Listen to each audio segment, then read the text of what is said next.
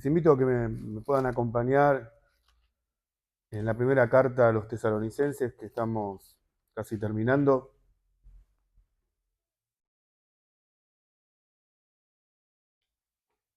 Capítulo 5, del versículo 6 al 11. Les voy a pedir a algún hermano si me puede ayudar con la lectura. Versículo 6 al 11. Por tanto, no durmamos como los demás, sino velemos y seamos sobrios. Pues los que duermen de noche duermen, y los que se embriagan de noche se embriagan. Pero nosotros, que somos del día, seamos sobrios, habiéndonos vestidos con la coraza de fe y de amor, y con la esperanza de salvación como yelmo. Porque no nos ha puesto Dios para ira, sino para alcanzar salvación por medio de nuestro Señor Jesucristo, que murió por nosotros, para que ya sea que velemos o que durmamos, vivamos juntamente con Él. Por lo cual, animaos unos a otros, edificados unos a otros, así como lo hacéis. Amén. Oramos y luego comenzamos. Oremos. Padre, te damos gracias por tu palabra, gracias porque tu palabra siempre edifica a tu pueblo.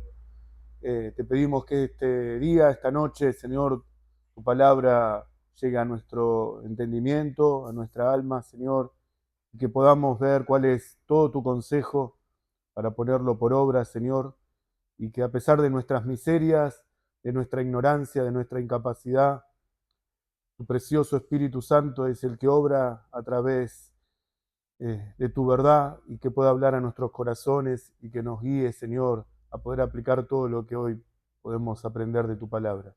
Padre, te pido que uses mi vida de la manera más simple, sencilla, Señor, y que el poder de tu palabra sea el que cada corazón aquí presente pueda recibir lo que tú tienes para cada uno de ellos. En el precioso y bendito nombre de nuestro amado Rey, te damos gracias. Amén. Amén. Bueno, nuestro pastor la semana pasada comenzó con este capítulo 5 y es un capítulo y una carta que nos habla muchas cosas, muchas verdades, pero también resalta un tema que para muchos es de suma importancia, que es la venida del Señor. Y, y es importante entender que de todo lo que nos habló la semana pasada nuestro pastor, yo creo que hay algo podemos resaltar, eh, que es el sentido de estar expectante de la venida del Señor, que es algo inminente, es algo importante, pero también esa gran verdad que dice que vendrá como ladrón en la noche. Creo que eso es lo que no todo el mundo puede comprender, que un ladrón no va a avisar cuando va a llegar a tu casa, no te va a mandar un mensaje, un ladrón viene en la forma inesperada. Así va a ser la venida de nuestro Señor. Entonces en el versículo 6, que es el que comienza la enseñanza de esta noche, dice, por tanto, no durmamos como los demás, sino velemos y seamos sobrios. Ese, por tanto, es el conector de todo lo que se estaba hablando la semana pasada, que vimos que el Señor va a venir, que hay que velar, que el Señor va a venir como ladrón en la noche, que va a ser de repente. Entonces dice, por tanto, de esta manera, de este modo, hay una realidad, una consecuencia de que uno tiene que vivir pensando en esto. ¿De qué forma? A través, ¿cuál es mi actitud frente a esta verdad? Que el Señor va a venir. ¿Cómo yo debo vivir esa verdad? Entonces este versículo 6 vamos a ir desmenuzando cada versículo del 6 al 11, pero en este versículo 6 dice que por tanto no durmamos como los demás, sino velemos y seamos sobrios. Entonces vamos a ver estas tres palabras que nos hablan este versículo, que es no dormir, que es ser una persona que no duerme, sino que vela y que es sobria. ¿De qué se refiere con esa palabra no dormir? Yo creo que hoy la sociedad vive desconociendo la realidad de que viene un juicio sobre este mundo. El mundo es ignorante de esta verdad. Hoy, hablando con mi hija en un momento, mirábamos el cielo de una manera extraña, todas esas nubes, y decíamos, y así vendrá el Señor. En un abrir de cerrar y cerrar de ojos, en las nubes, y todo ojo lo verá. Entonces, para nosotros va a ser el día más maravilloso y glorioso que jamás vamos a poder vivir en esta vida, porque después de ese día pasaremos a la eternidad. Pero, ¿qué será para esas personas que desconocen esta verdad? Entonces, esas personas sí duermen. Entonces, no es algo de extrañar que las personas de este mundo, las que no son del Señor, vivan ignorando esta realidad. Lo que sería preocupante que nosotros como iglesia vivamos de esa forma. O sea, el Señor nos advierte y nos dice a la iglesia, no le está hablando a personas que no conocen al Señor, sino que le está diciendo a la iglesia, no duerman con esta verdad, no dormamos. Entonces, vamos a ver de qué se trata esto. Y quiero que me puedas acompañar en Marcos, el Evangelio de Marcos, en el capítulo 13.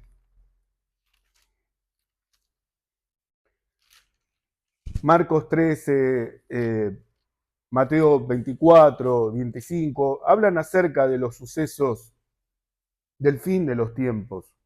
Hay que entender bien que hay varios sucesos que se cumplen y que se hablan porque son preguntas que le hacen al Señor y el Señor responde en diferentes oportunidades. El Señor le dice cuándo va a ser, qué cosa, la destrucción del templo, en qué momento, cómo va a ser, pero cuando llegamos en el capítulo 13, al versículo 32, dice, pero de aquel día, o sea, no está hablando de los sucesos anteriores, está hablando de la venida del Señor. Entonces dice, pero de aquel día y de la hora nadie sabe, ni aun los ángeles que están en el cielo, ni el Hijo, sino el Padre. Mirad, velad y orad, porque no sabéis cuándo será el tiempo. Es como el hombre que yéndose dejó su casa y dio autoridad a sus siervos y a cada uno su obra, y el portero mandó que velase. Velad, pues, porque no sabéis cuándo vendrá el Señor de la casa, si al anochecer, o a la medianoche, o al canto del gallo, o a la mañana, para que cuando venga de repente no nos halléis durmiendo. Y los que a vosotros digo, a todos los digo, velad. Qué importante que el Señor aclara esta gran verdad y que le dice que no los halle durmiendo, que no los halle sin velar. Y después vamos a ver de qué se trata este velar. Pero es una realidad que uno tiene que estar expectante de la venida del Señor, no durmiendo en esta realidad. No podemos como iglesia, como hijos de Dios, vivir una vida pasiva sin saber que el Señor vendrá. No podemos ni siquiera pensar en una vida pecaminosa, porque el Señor viene y el Señor no va a tomar por inocente al que es culpable. Y uno tiene que saber esta verdad, del arrepentimiento verdadero y genuino de nuestro corazón hacia el Señor, de nuestros pecados. O sea, hablar de esto habla acerca de una gran verdad, de decir no estar durmiendo. Decíamos que esta gran verdad se repite en otros pasajes. Vamos a Mateo, capítulo 25, y nos cuenta en el versículo 1, a partir del versículo 1, nos cuenta una parábola que es muy conocida, y nos habla acerca de este estado de aquellos que duermen. Dice, entonces el reino de los cielos será semejante a 10 vírgenes, que tomando su lámpara salieron a recibir al esposo. 5 de ellas eran prudentes y 5 eran insensatas. Las insensatas, tomando sus lámparas, no tomaron consigo aceite, mas las prudentes tomaron aceite en sus vasijas y juntamente con sus lámparas. Y al tardándose el esposo, cabecearon todas y se durmieron. Y a la medianoche se oyó un clamor, aquí viene el esposo, salid a recibirle. Entonces todas aquellas vírgenes se levantaron y arreglaron sus lámparas. Y las insensatas dijeron a las prudentes, danos de vuestro aceite, para que nuestras lámparas no se apaguen. Mas las prudentes respondieron diciendo, para que no nos falte a nosotras y a vosotras, y más bien a los que venden, y comprad para vosotras mismas. Pero mientras ellas iban a comprar, vino el esposo, y las que estaban preparadas entraron con él a la boda, y se cerró la puerta. Después vinieron también las otras vírgenes, diciendo, Señor, Señor, ábrenos. Mas él respondió y dijo, de cierto os digo que no os conozco. Velad, porque no sabéis el día ni la hora en que el Hijo del Hombre ha de venir. La misma situación. Estas vírgenes que eran prudentes vivieron una vida con los principios correctos, con la verdad, estando expectantes de la venida del Señor, del esposo. Pero había otras vírgenes, que estas 5 hablan de que eran insensatas y se durmieron y su aceite era escaso. Entonces, la verdad de lo que nos habla esta parábola es que estas personas que eran insensatas no pudieron discernir las advertencias que Dios da en su palabra. Cuando una persona es insensata, no entiende que Dios está advirtiendo de esta gran verdad y que por algo dice continuamente, velad, estar atentos, no duerman. Es una realidad que nos dice no a las personas que no conocen al Señor. Hay gente que piensa que la palabra a veces habla a la gente que no conoce y es un error, pero total.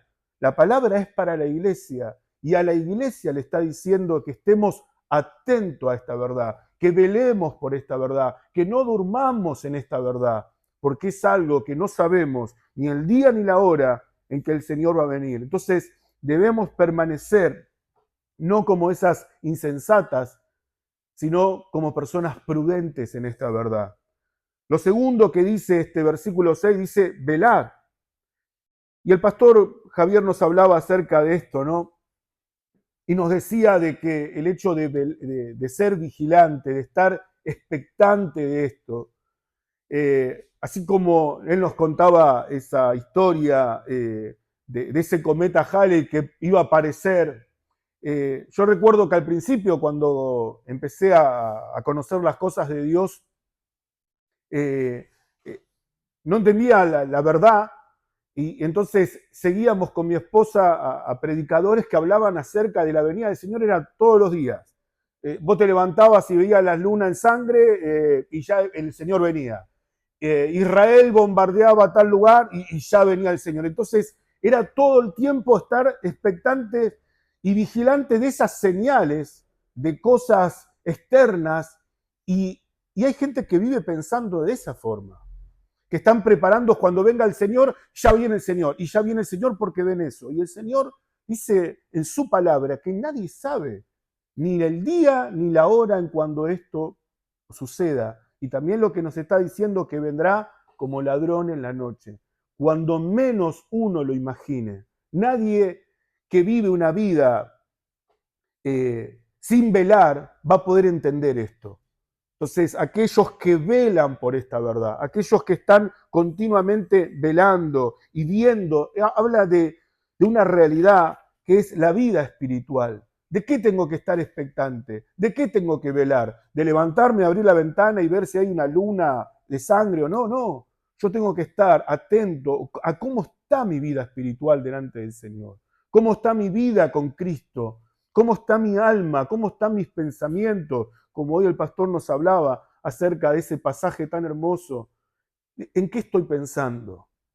En eso tengo que ser vigilante, en eso tengo que tener mi corazón expectante, de velar. Hay muchos pasajes que hablan acerca de tener una actitud y un corazón que vela. Quiero que me acompañen, por favor, en Apocalipsis, el último libro de nuestra Biblia. Apocalipsis capítulo 3.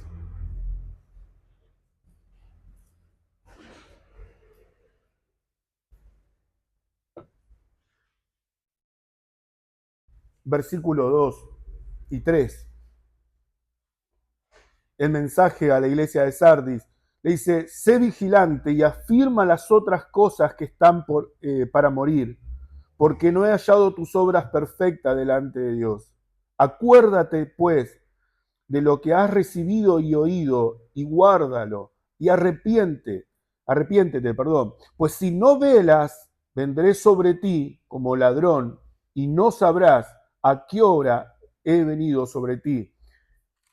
Ahí en el mismo libro de Apocalipsis, vamos al capítulo 16, versículo 15. 16:15 dice, he aquí, yo vengo como ladrón. Bienaventurado el que vela y guarda sus ropas para que no ande desnudo y vean su vergüenza.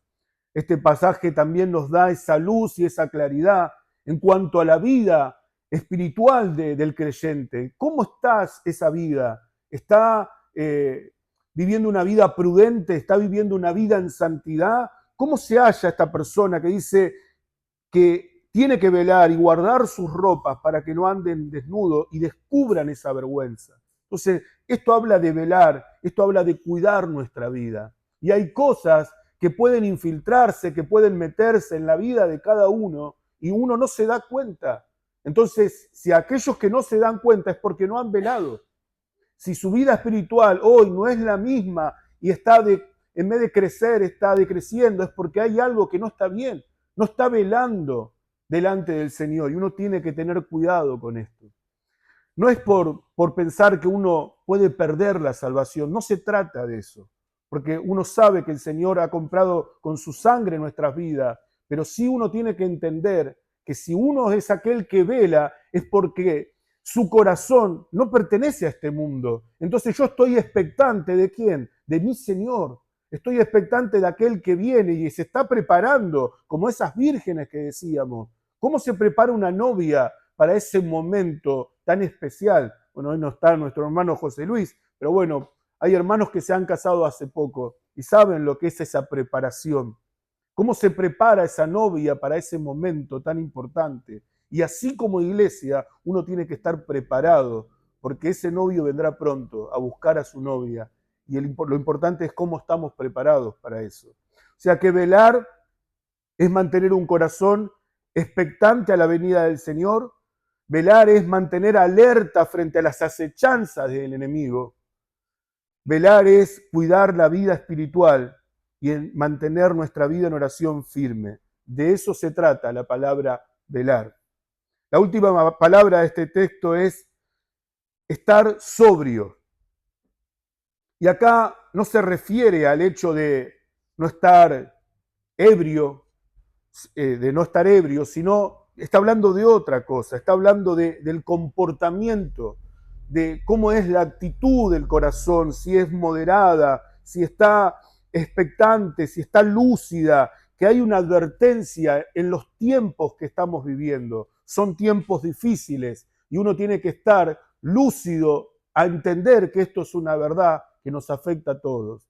Y uno tiene que tener eso en mente cuando hablamos de ser sobrios, aún en el ministerio que Dios ha dado a cada uno de nosotros, en compartir la palabra con nuestra familia, a los pastores que están llevando adelante el ministerio en la iglesia, cuán importante es que ellos nos compartan acerca de esta verdad, porque es algo que es importante. Hace poco me ha llenado de alegría escuchar que nuestro pastor nos habló acerca del infierno.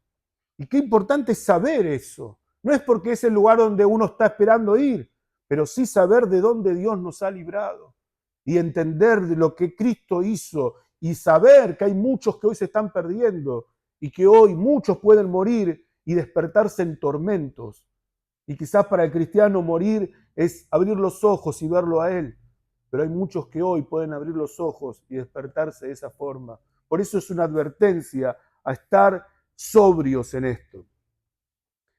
Si alguien me puede ayudar, leamos versículo 7 de Primera de Tesalonicenses en el capítulo 5 y la primera parte del versículo 8 hasta sobrio. Si alguien me lo puede leer, por favor. Pues los que duermen de noche duermen, y los que se embriagan de noche se embriagan. Pero nosotros, que somos del día, seamos sobrios. Ahí. Muchas gracias, pastor. Ahí está. El versículo 7 habla de un claro contraste acerca de aquellos que son de la noche y de aquellos que son del día. Sin lugar a duda que vamos a hablar de aquellos que somos del día, de aquella luz que nos ha resplandecido en Cristo, en nosotros. Esa luz que hay en nuestra vida, que hay en nuestro corazón, es la luz del Señor. Es la verdad que estamos viendo en las bienaventuranzas cuando el Señor nos llama a su iglesia. Dice, ustedes son la luz del mundo. Y qué importante es entender, que de eso se trata, de vivir a la luz de la verdad, a vivir a la luz de Cristo, no vivir como los que el mundo viven, en tiniebla, en oscuridad, sino que vivir bajo la luz de Cristo. Y nosotros ser esa luz, mostrar esa luz, ser hijos de la luz, ser hijo del día, es para mostrar la gloria de Dios en todo lo que hablamos, en todo lo que vivimos. Aquel que vive en la luz no tiene miedo que sus obras sean vistas, dice la palabra. ¿Por qué? Porque esas obras son las que glorifican al Señor, son las que dan testimonio de su nombre, de su verdad. Entonces tenemos que vivir bajo esa condición de luz y ser hijos de luz, no vivir en tinieblas. Acompáñame a Romanos, capítulo 13.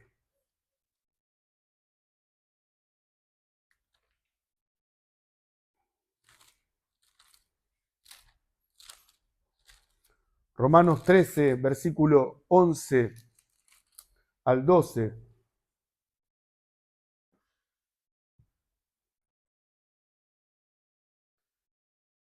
Y dice así,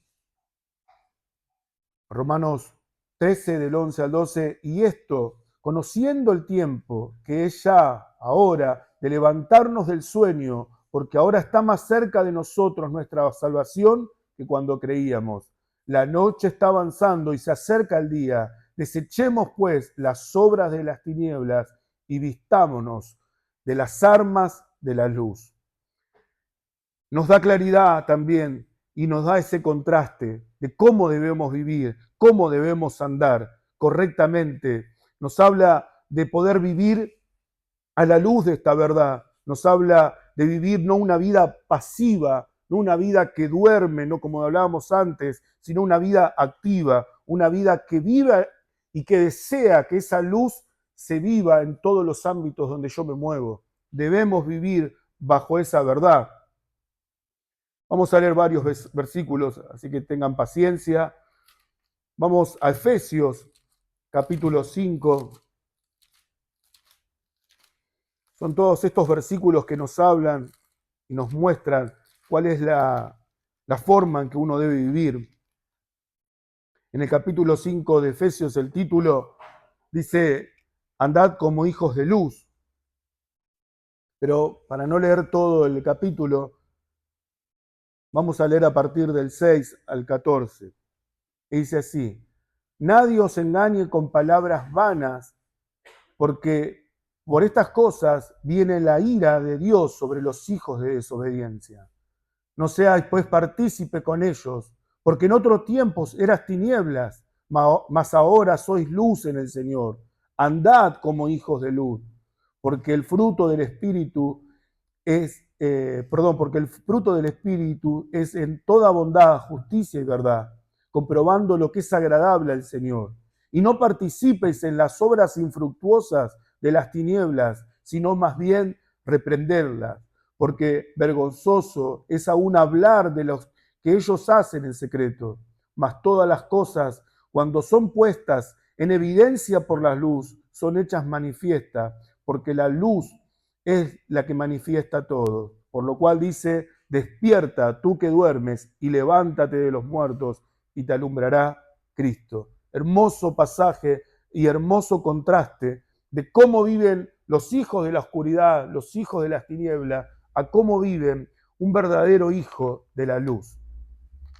La segunda parte de este versículo 8 dice, habiéndonos vestido con la coraza de fe y de amor y con la esperanza de salvación como yelmo. En la parte B del versículo 8. El apóstol Pablo seguramente siempre estuvo rodeado del ejército romano. y en más de una ocasión el apóstol Pablo ilustra la vida de un cristiano y nos detalla tan simple y tan práctico la armadura de un cristiano. Como así leíamos en el capítulo 5 de Efesios, también podemos ver en esa misma carta cuando habla acerca de la armadura. Pero en este caso, cuando leemos en Primera de Tesalonicenses, difieren algunas cosas, pero la idea es poder entender de qué sirve ese contraste de lo que veíamos y ese conector. Así como sabemos que el Señor viene, así como sabemos que viene de una forma en la que uno menos imagina cuándo va a ser, tenemos que vestirnos de esa armadura y estar expectantes de esto. La coraza de fe es lo que hablábamos acerca del me sale la palabra, espectoral, muchas gracias. Y también el yelmo, que es el casco, es lo que define una defensa del soldado. No habla de partes de la armadura como arma, sino que está hablando acerca de la protección, que es la cabeza, y la coraza, que defiende y que guarda nuestra alma, nuestro corazón. Por eso habla acerca de la coraza de fe y de amor. ¿De fe por qué? Porque la fe es la que nos protege de las acechanzas del enemigo, pero fe en cuanto al conocimiento de la palabra y de la verdad de Dios. Un cristiano que tiene como armadura, como coraza, la fe en la palabra, es una persona que difícilmente pueda ser engañada, porque conoce la verdad de Dios, porque ama la verdad de Dios, porque está deseando que el conocimiento y las riquezas de ese conocimiento lleguen cada día que yo abro la escritura y que me hablen. Eso es tener esa coraza de fe, fe en el conocimiento de la verdad, fe en el conocimiento de la palabra de Dios. Eso es lo que yo tengo que hacer como parte de esta defensa. Pero también nos habla acerca del amor. Y cuando hablamos acerca de esta coraza de amor, es de aquellas personas que se vacían de uno mismo y que lo que siempre está buscando es agradar a Dios en amor por lo que Él hizo, en amor por su verdad, en amor y en el deleite de su verdad y de su palabra, en el deleite de la comunión que tenemos con Cristo. De eso se trata esta coraza de fe y de amor, una combinación perfecta. Y también nos habla acerca de la esperanza de salvación como yelmo. Y esto nos da una idea de que esta esperanza es presente, pero también futura. Esa es la esperanza de un cristiano. Es una esperanza que hoy me guarda, que hoy me protege, pero también en expectativa de un futuro, sabiendo de que es un yelmo que no se daña, no es un yelmo que porque cualquier golpe de espada pueda dañar. La salvación es algo que no se pierde, la salvación es algo que cada día protege y guarda la vida del cristiano, como decíamos, presente, pero también futura. Entonces de eso se trata ese yelmo. Vamos al versículo 9, si alguien lo puede leer, por favor.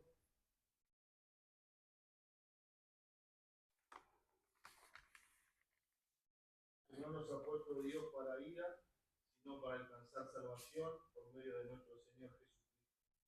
Amén. En la versión de las Américas dice, porque no nos ha destinado para ira. Otra versión también muy linda dice, porque Dios no nos ha asignado para ira. Qué hermoso es ver que hay un propósito y un destino. No solamente el hecho de decir que Dios nos ha guardado, sino que también nos ha protegido, nos ha destinado no para la ira, no para la perdición de nuestras almas, sino para guardarnos. Entonces, ahí es donde uno ve la gracia del Señor, de que Dios no nos ha puesto para la ira, sino para alcanzar la salvación por medio de Jesucristo. Romanos capítulo 2. Y nos quedamos ahí en Romanos, que vamos a leer otros versículos. Romanos capítulo 2, versículo 5. Es la gran diferencia que vamos a ver en este contraste también. Dice, pero por tu dureza y por tu corazón no arrepentido, atesoras para ti mismo ira para el día de la ira y de la revelación del justo juicio de Dios. Qué tremendo que Dios nos ha guardado de esto. Nos ha dado un corazón sí arrepentido y nos ha guardado de ese día del justo juicio de Dios. Una palabra que siempre tenemos presente en nuestra familia, en nuestra casa, es que Dios no nos ha pagado conforme a nuestros pecados, hermanos. Y gracias a Dios por eso. Gracias a Dios de que Dios no nos pagó conforme a lo que tenía que pagarnos.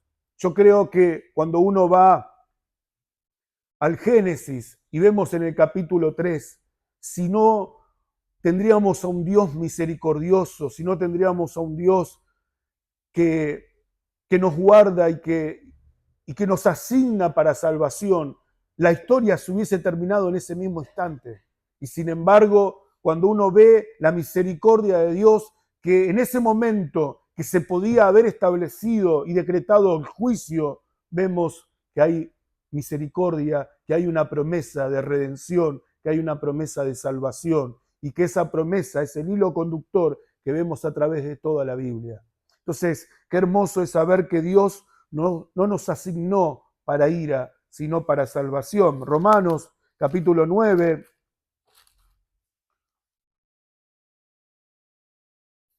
versículo 22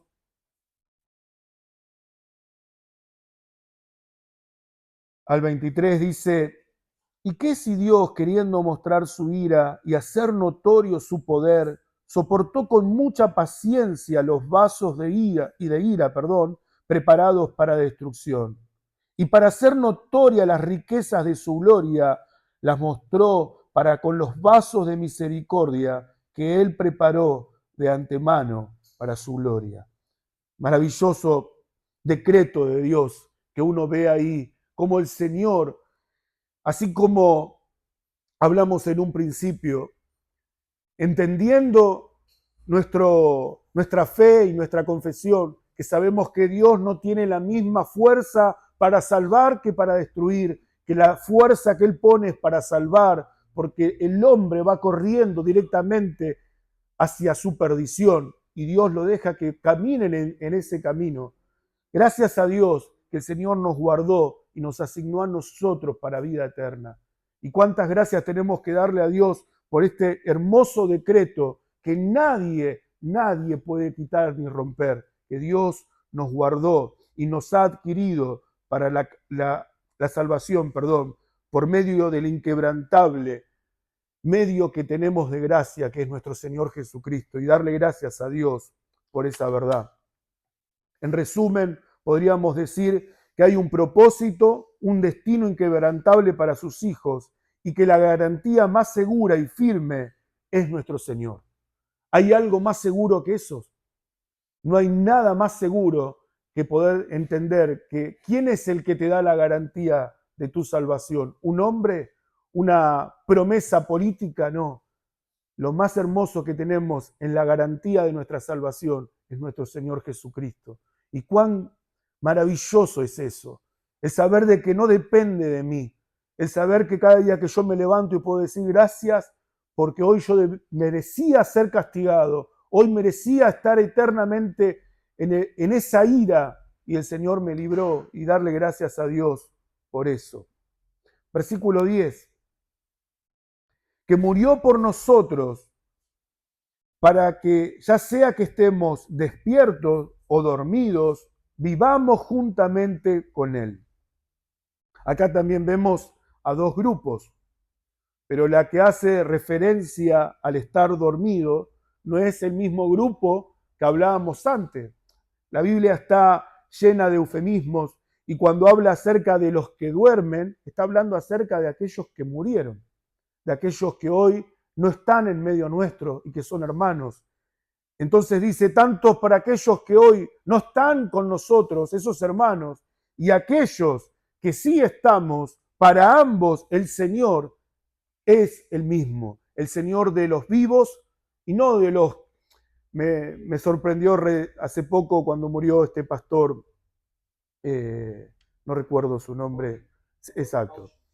Él decían de él, salió de la tierra de los moribundos para estar en la tierra de los vivos, y que habla acerca de los que viven eternamente con el Señor.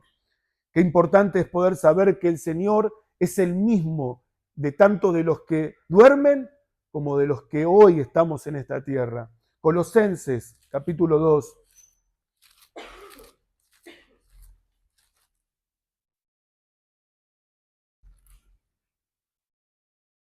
Versículo 17 al 22, hablando acerca de esta gran verdad que Él es el Señor de los vivos y de aquellos que duermen. Dice, y Él es ante todas las cosas, y todas las cosas en Él subsiste. Y Él es la cabeza del cuerpo, que es la iglesia, Él que es el principio, el primogénito de entre los muertos, para que en todo tenga la preeminencia, por cuanto agradó al Padre, que en Él habitase toda la plenitud, y por medio de Él reconciliar todas las cosas, así las que están en la tierra como las que están en los cielos, y haciendo la paz mediante la sangre de su cruz. Y a vosotros también, que eras en otro tiempo extraños y enemigos en vuestra mente, haciendo malas obras, ahora os ha reconciliado en el cuerpo de carne por medio de la muerte, para presentarnos santos y sin manchas e irreprensibles delante de Él. Cuánta verdad. Me acuerdo que hace unos tiempos habíamos estudiado la carta de los Colosenses con unos hermanos por Zoom, y habíamos encontrado tantas riquezas en esta carta también, y cómo nos habla acerca de esa preeminencia que Él tiene, acerca de ser el Dios y el Señor, tanto de los que duermen como de los que hoy estamos en esta tierra. Para ir terminando, hermanos, vamos a leer el versículo 11, si alguno lo puede leer. Por lo cual, animados unos a otros, edificados unos a otros, así como lo hacen. Miren cómo termina esta porción de este texto. De la misma forma que vemos en el capítulo 4, hablando acerca de la venida del Señor, mostrándonos, creo que nuestro pastor Alejandro creo que habló acerca de esto, pero dice, porque el Señor mismo, versículo 16 del capítulo 4, porque el Señor mismo con voz de mando, con voz de arcángel y con trompeta de Dios, descenderá de los cielos, y los muertos en Cristo resucitarán primero, y luego nosotros, los que vivimos, los que hayamos quedado, seremos arrebatados juntamente con ellos en las nubes para recibir al Señor en el aire. Así estaremos siempre con el Señor. Y miren lo que dice, por tanto, en el versículo 18, por tanto, por esta verdad, este conector se vuelve a ver, por tanto, alentaos los unos a los otros con esta palabra. Qué importante es poder entender ese pasaje también, porque nos dice, por tanto, por saber que el Señor viene, es algo en lo cual tenemos que alentarnos los unos con los otros por medio de esta verdad. Y vemos cómo en el versículo 11 que acabamos de leer, dice, por lo cual animaos los unos a los otros y edificaos los unos a los otros, así como lo hacéis. O sea que recordemos que en estas palabras no solamente son de ánimo para la iglesia, sino también para edificación de la iglesia.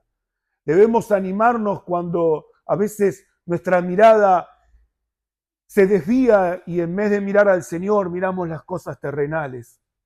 A veces es fácil uno perder la mirada y dejar de mirar a Cristo, dejar de mirar su inminente, su gloriosa venida. Pero debemos no solamente alentarnos con esto, sino también edificarnos con esto, hablar acerca de esta verdad, instruirse en esta verdad.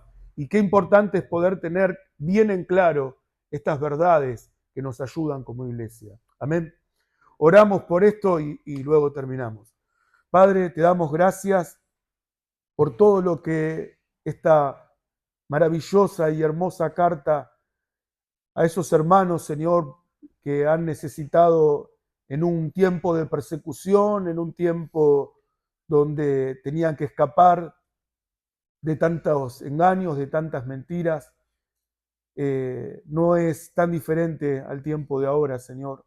Sabemos que la iglesia, desde tu primera venida hasta tu regreso, Señor, siempre estará pasando por persecución, siempre estará en expectante del ya, pero todavía no.